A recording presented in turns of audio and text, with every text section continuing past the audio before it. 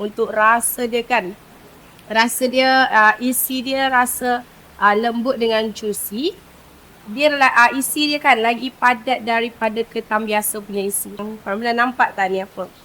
Ni kita punya Alaska King Crab ataupun kita melayukanlah dia ketam raja. Okay?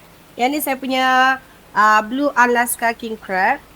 Sebelum masak dia memang macam ni guys. Kaki dia warna biru sikit. Badan warna coklat, kaki warna biru sikit.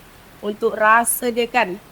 Rasa dia, isi dia rasa lembut dengan juicy. Dia isi dia kan lagi padat daripada ketam biasa punya isi. Memang banyak Sarawak. Kaki dia isi memang banyak.